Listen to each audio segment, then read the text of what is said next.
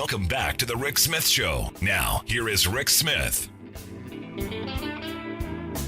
So, a little bit of divide on the right, at least in the media space, because Alex Jones evidently today, and I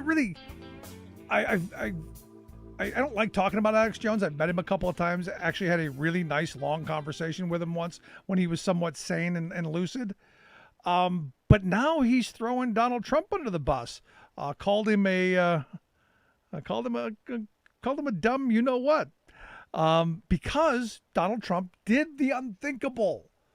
Told the people in Alabama, in Cullman, Alabama, to go get vaccinated because he got vaccinated and it was good. This is now Trump saying that the left has gotten a hold of Donald Trump and it's all bad. I can't wait to see how this plays out because there are so many Trump supporters that I know who are also anti-vaxxers, the ones who refuse under any circumstances. So it'll be interesting to see now that and I've been saying this for a while, Trump's been vaccinated for a while, but now that Alex Jones has made a big deal about this, going to be interesting to see how my slack-jawed, mouth-breathing friends are going to take this. Going to be interesting. I'm here to share some thoughts on, where we go.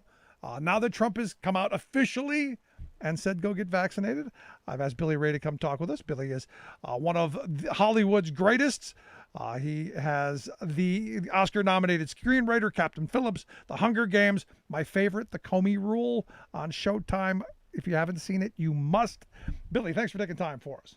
It's always fun to be here. Thank you. So what do you think of Alex Jones now saying, Trump's completely off his rocker? The left has gotten to him. Well, if you go back to the basic assumption that Trump was never the problem, Trump was always the symptom, right? The problem was something else. And the problem is a disease that Alex Jones is still suffering from. And if you think of it in those terms, as long as Trump was useful to Alex Jones, then Alex Jones would, be in Trump's camp. And when Trump starts saying things that are counter to Alex Jones's fantasy, then all of a sudden Trump becomes incredibly dispensable. What's under all of this is just a protection of culture and protection of whiteness. Those things mean more to Alex Jones and his listeners than Donald Trump ever possibly could. When Donald Trump was the staunch defender of those things, great. As soon as he's not, as soon as he steps out of line, then they'll find someone else to worship. Yeah, is this a big deal, you think? Yeah, I do. I actually do, because what the right has become is built on quicksand. Its foundation is lies. It's all dishonesty. That can't stand for very long. And, right now we're seeing that the Trump presidency didn't last forever, just like the Confederacy didn't last forever. And I think you're going to see some real fissures in it, some real cracks appearing now. Yeah, especially as people keep getting sick and dying. I saw this story today coming out of South Dakota, and immediately I'm remembering when Kristi Noem rides into Sturgis, literally riding on a horse, flying a flag, and right. Here we are 2 weeks later, the largest 2-week spike in COVID, 230% increase is happening there because guess what? Stupid came to town. That's right. Look, at its core. Okay, well, let's go back to numbers that always demonstrate something, right? If you look at the number of January 6th rioters that have been arrested thus far, I think that number is like 550. Most of them did not come from Trump counties. They actually came from Biden counties. Over half came from Biden counties. But what all those counties have in common is that in those counties, whites as a percentage of the population are dropping. Take Collin County, just north of Dallas. Disproportionate number of rioters arrested from that one county. In Collin County, whites as a percentage of the population have dropped by 4.3% in just 5 years. That's a pretty staggering demographic shift in something the size of a county. Right. That means that those people who sense that their status, their caste as the dominant group of individuals in a given demographic area, when they feel that starting to drop, it makes them terrified. And so they go and do things like insurrection and rioting at the Capitol. That kind of mindset was never about Donald Trump. Donald Trump wrote it. He catalyzed it. He certainly weaponized it, but it was not actually about him. It was about something that goes much, much deeper. And that's what Kristi Noem is speaking to. And of course, it supersedes fact and it supersedes science. And even sick kids aren't enough to jar it from the number one position in people's minds if they are of that particular belief set. But we're now approaching 70% vaccination in this country. And more importantly, vaccinated people represent over 80% of the economy in this country. That's ultimately going to make the difference. When Disney World decides that it's in their best interest to make sure that everybody's vaccinated, well, then people are just going to have to get vaccinated. Right. LSU, hardly a bastion of liberal thinking, is now saying you can't come to a football game unless you're vaccinated or have proof of a negative test. What we're finding is that the economics of not being vaccinated are going to make it impossible at a certain point for Americans to live the lives they want to live. Yeah, no, I mean, eventually, this was always going to be what was going to happen. The capitalists and the money interests are going to be the ones who are going to drive this, and because look, they don't want to keep losing money forever, and they don't want to keep shutting businesses down because, especially now, as we're seeing this spike happen, because we have people who didn't do the right thing from the beginning. That's right. Ultimately, although Republicans don't want to believe it, Democrats are capitalists. Democrats are full-throated capitalists. They believe in smart capitalism. They don't believe in, a tax break that gives 83% of its benefits to the richest 1% of the country. They're not that kind of capitalist, but they're capitalists. And ultimately, what's right for capitalism is solving COVID. And what solves COVID is vaccines and masks. Yep. It's really not that complicated. It's not. And I don't know how you explain that to people who refuse to listen. Look, I hate wearing a mask as much as anyone does. Of course. Everyone I know hates doing it, and yet you do it because you have to. That's right. Jerry Jones is saying we have to now put aside the I and start thinking about the we. What I keep thinking about, and this was not my metaphor, I read it somewhere. If you go back to 1940 London, when it was being bombed every night by the Germans, there was this rule that everyone had to turn their lights out. And you did that to save your own life and to save the life of your neighbors, right? Can you imagine someone in the middle of London with the German bombers flying overhead, turning on their light and saying, it's a personal choice? Can you imagine that? You could hear the bombs dropping, right? The entire street would be blown apart. That is not a personal choice. But I read a poll literally this morning that said, here was the question. Does my freedom entitle me to endanger your health? Okay. 88% of Democrats said no. But only 21% of Republicans said no. That's the difference. Yeah. That's the difference. Nothing polls higher in America as a value than freedom. Freedom outpolls justice by 22 percentage points, which is pretty massive. The genius of the gun debate was that it stopped being a health issue and started being a freedom issue. Once it becomes a freedom issue, that's it. You know where that's going to wind up. And now COVID has become a freedom issue as well, instead of a health issue for a select group of Americans. And they will hold on to their freedom for as long as they can. Until they're on their last leg. And then remarkably, without question, all of them turn around and go, no, go get vaccinated. Go do it.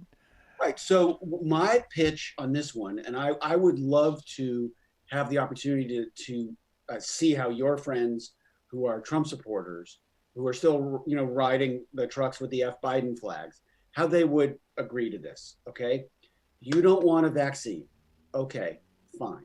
Will you sign this waiver that says that if you or your family get COVID, you will not go to the hospital and burden our health system? Yes or no? I've been asking that for a very long time. But that's fair. And here's the thing. Overwhelmingly, they say yes, because they believe it's all a hoax.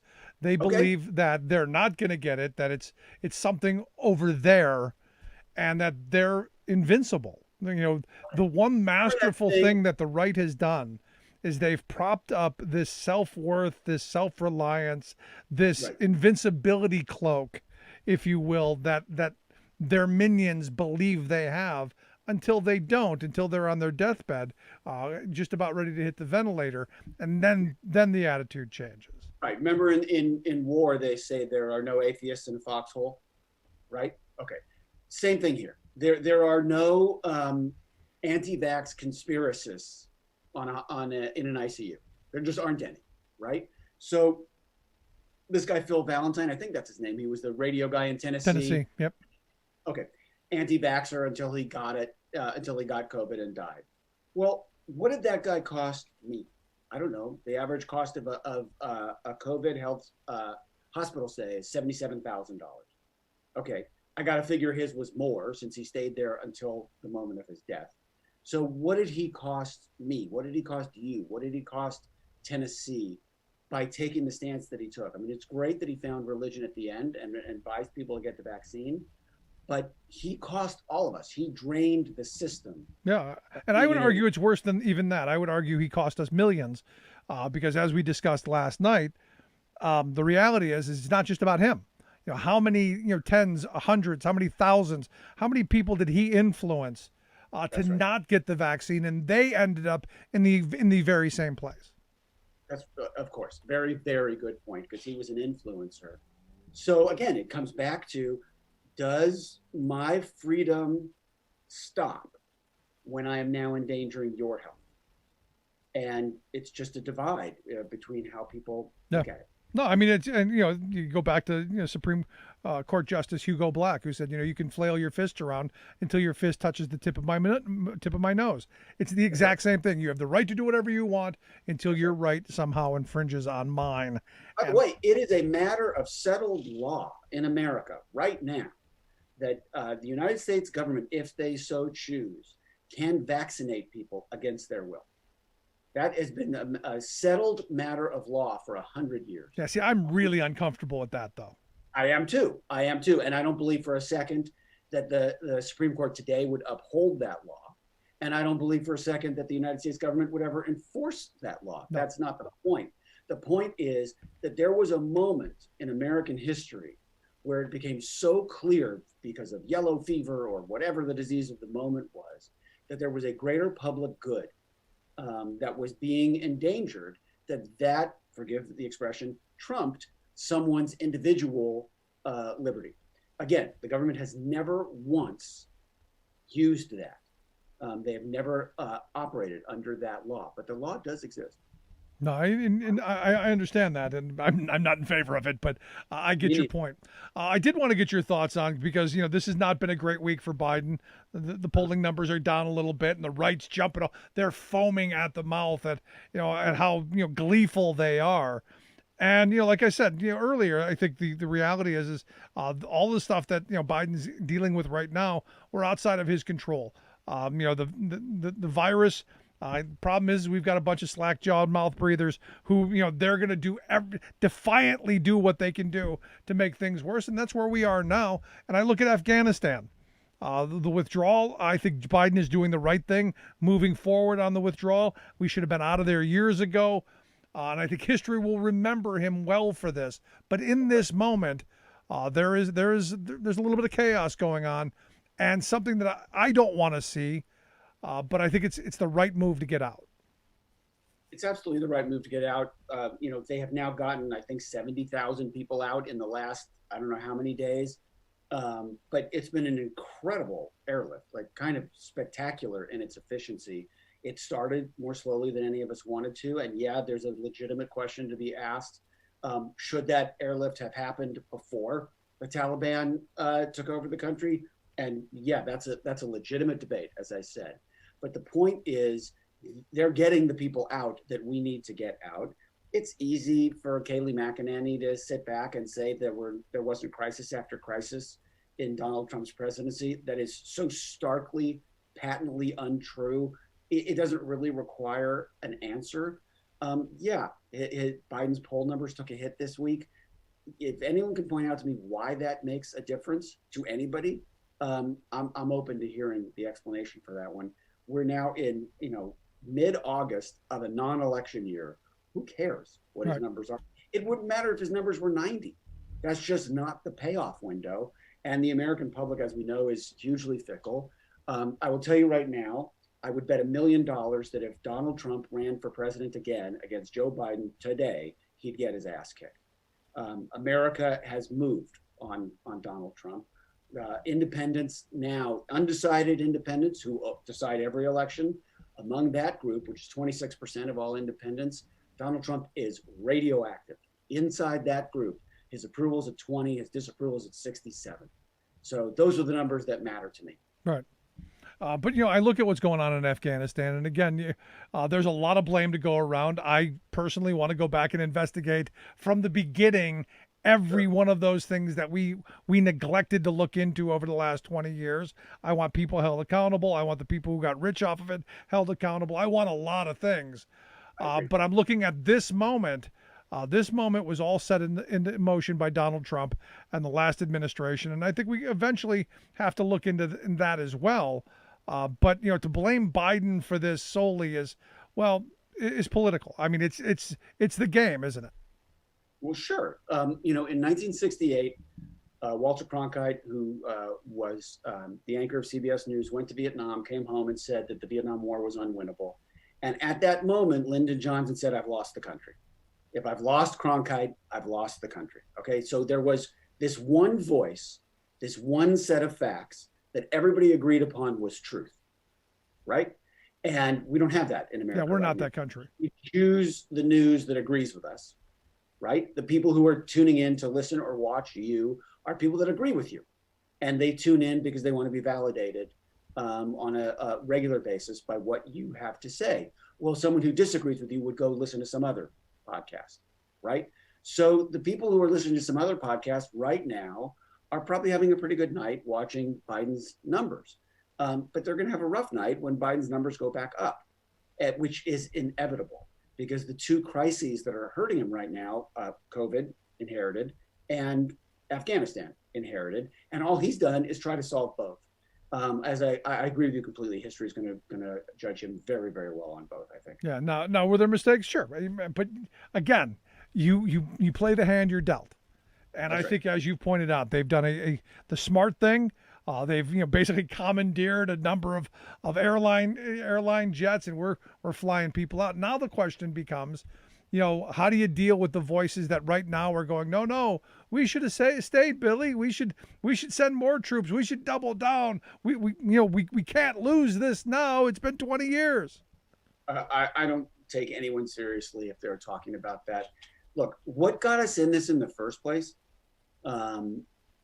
Dick Cheney went on Sunday morning talk shows to defend the proposed invasion of Afghanistan. On every talk show, he was asked, okay, but what's the cost in terms of men, materiel, and money? And he broke the frame. Every time he was asked that question, he rejected the premise of the question. He said, what's the cost of not going? And that's how he won that debate. And That's why W was able to invade Afghanistan. Also, a major international coalition that went in, countries that one by one realized this is a complete losing proposition. We're getting the hell out. And I think the American people, I think a lot of people, and I remember at this time because I was against it from the beginning, have been against the whole, all of our misadventures overseas, almost my entire life. But I remember at the time people thinking this was going to be just like the first Gulf War. We were going to go in. It was going to be a couple of weeks. We'd have the parades. It would be great. We'd win and shock and awe, and it'd be amazing. We could watch it on CNN, pop a little popcorn. It was going to be great. It hasn't been that. It's been 20 years of, us not really sacrificing or suffering, especially since our only call to action was to go shopping. Look, the history of Afghanistan is littered with the bones of foreign countries that tried to go in there and impose their will on that particular piece of geography. It can't be done. Right. It can't be done. Great countries have tried. Afghanistan was always a dumb idea. But if you look at what the real purpose of it was, the real purpose of it was to get Al-Qaeda on the run because we were reeling from 9/11. On that level, you could call it a success. No, we did what we were supposed to do, and that's when we should have gotten out. Did But now need- what do you say to the people who are going to follow that up? They're going to follow it up with, okay, we did what we were supposed to do. We beat al-Qaeda, but now we're going to give them another safe haven with the Taliban back in charge. And that may very well be, and there may be problems coming down the line that we're not anticipating at this point. I don't know. Maybe the Taliban wasn't the problem. Maybe al-Qaeda was the problem, and the Taliban just left alone won't be an issue for us. I don't know. Yeah. I'm not an expert. What I know is we couldn't stay there forever, and the money that we were spending there was ungodly. And we have proven time and again, we're not in the business of nation building. So yes, one president had to have the guts to get us out, and this one did. Of course, he's going to pay a short-term political price for it. Yeah, and like I've been saying, I think history will remember this well. Lastly, I want to get your thoughts on Herschel Walker. He has now announced, I guess, he's running for Senate in Georgia. Yep. I don't know how he's going to do that living in Texas, but the guy who lives in Texas is now going to run for Senate in Georgia. And Trump back in March was like, "Run, Herschel, run." Yep. Thoughts on a Herschel Walker candidacy? He's God's great gift to Raphael Warnock and the Democratic Party. He's tailor-made, perfect. If you want Raphael Warnock to stay in office, then by all means, Republicans support Herschel Walker. That's a great idea. He's got zero chance in a general election. Zero. Come on, everybody's got at least a little chance. No chance. Why do you say that? Have you heard him talk? There are no ideas there, right? There isn't a governing impulse there. There isn't a plan. Yeah, but Tommy Tuberville is in the Senate right now, and I've heard him talk. Point well taken. I retract everything I just said. This is where, again, I've had that thrown at me before, and I'm going, yeah, but the Republican Party, they don't care. It's all about the game, man. And Herschel Walker, the thought is that he's going to pull some African American votes because he's a football guy. I like Herschel Walker. I liked when he played. That's true, and he very well might. But what people really don't want is chaos. That's the thing that makes conservatives conservative, is their shared fear of chaos. I don't think Herschel Walker is going to represent order and governance to them. I think he's going to represent chaos, and I think they've had enough. I'm hoping you are right, and hopefully we keep the Senate, and because I think next year is going to be a rough year. But Billy, I appreciate the time and your expert thoughts. It's always good having you on the program. Hope you'll come back and talk with us again real soon. I'd love to. It's always a pleasure. Good stuff. Billy Ray, make sure you check out the work he does. The Comey Rule is incredible. Also, Captain Phillips and The Hunger Games, my kids' favorite movies. Quick break. Right back. Stick around. You listen to The Rick Smith Show.